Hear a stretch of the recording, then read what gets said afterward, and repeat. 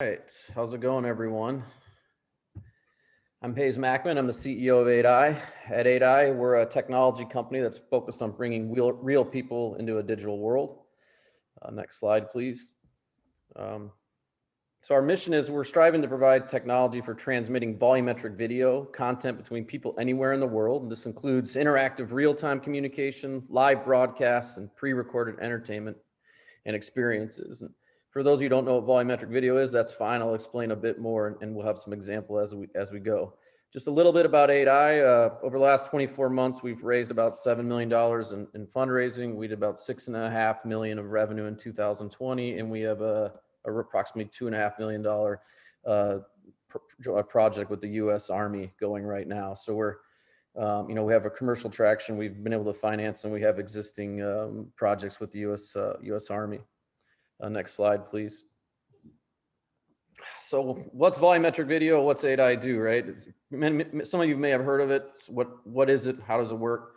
So essentially what you're doing, it's a complex visual graphics problem. You're using an array of cameras. We use anywhere from 24 2K to 64K cameras. You have to sync them. You have to record the performance. You have to extract that performance from the background. You have to then reconstruct it such that it's, maintains its visual fidelity and its accuracy. And then you have to compress the data such that it can stream to a device anywhere from, for us, it's anywhere from the bit rate's either 5 megabits per second to 60 streaming, depending on the content experience. So our core value proposition, our core technologies, we have end-to-end skills across this entire spectrum, from computer vision to data compression to just simply understanding how the internet works and how you use HTTP or WebRTC to deliver content to any device, HMDs, via the web, via Unity or Unreal. So we have a broad array of skills and patents and proprietary technology across these core components that allow us to have the best technology in our segment. Next slide, please. So we've been in business for many years. We have a large array of customers, anywhere from SoftBank in Japan to the U.S. Army, obviously domestically, CSIRO in Australia, Pike Energy Company, industrial in the United States, others throughout Asia and in the United States and North America. So some of the most interesting things we're doing right now, a lot of it has to do on the enterprise side with training and simulation and moving into collaboration and communication. So for example, the US military, we're doing a TCCC, so a tactical combat casualty care simulation, specifically around tourniquet training. So the problem they were having was, look, we're making these trainings, but they're not real people in them. So yeah, people like them, but it's a gloppy, weird looking object. Instead, you have authentic human performance. We actually have soldiers or trainers from Camp Pendleton who perform it, and then they're injected in the simulation to describe and discuss and train.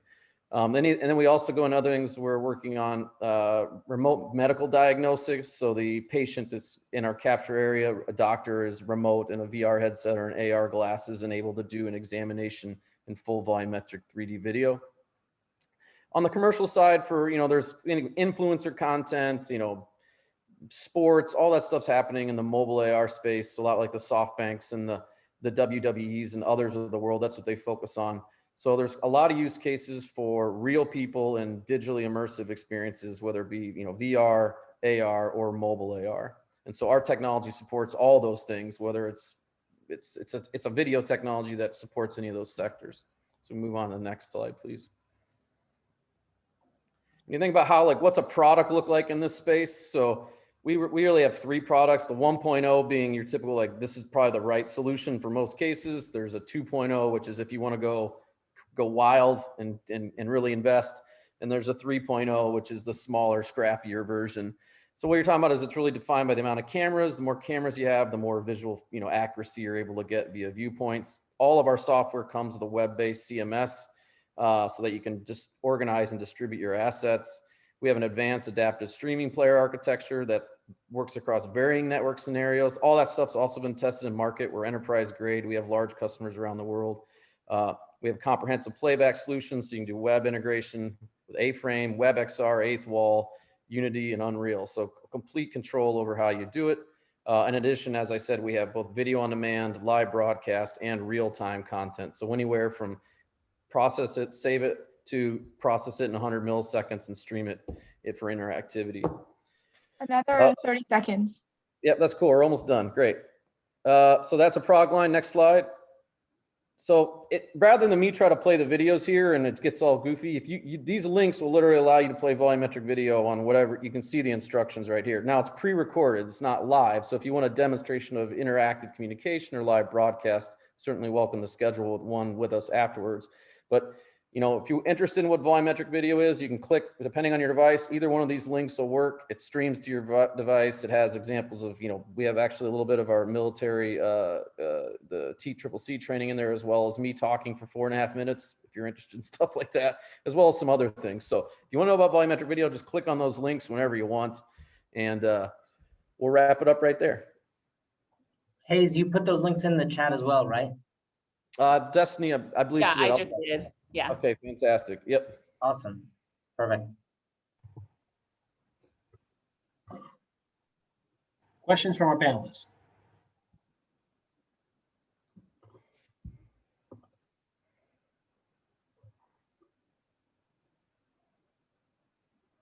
Good. Nothing like a little awkward science. Hayes, I got a question for you. Yeah. Application cross DoD. How would you go about that? I know you have an Army application. How would it relate to another sub-agency? Yeah, so I would say, like, for example, we just pitched on we just submitted a proposal for battle space scenarios in the Signal Corps, right? So you have essentially different training scenarios where they want to have real soldiers or real participants, both on a pre-recorded or an interactive basis where you have people streaming at the same time. So it really, that's basically any training scenario that requires real human performance in it or interaction could be leveraged to that.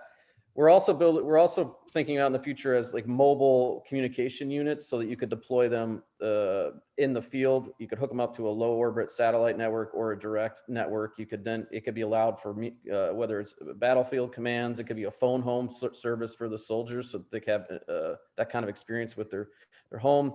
It could be for remote medical, anything you want, especially if you think about like the HoloLens project they're doing. So our stuff already works on part of what we're doing now is on HoloLens as it is. So any sort of communication or recorded or even just it all goes through the HoloLens or whatever the future of that may be. So there's a lot of different ways. Basically, it touches pretty much anything where humans are involved in video. Perfect. Thank you very much.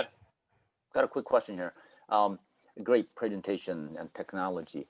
Is your technology bound by any specific, regulatory process like Defense Technology Security Administration's policy?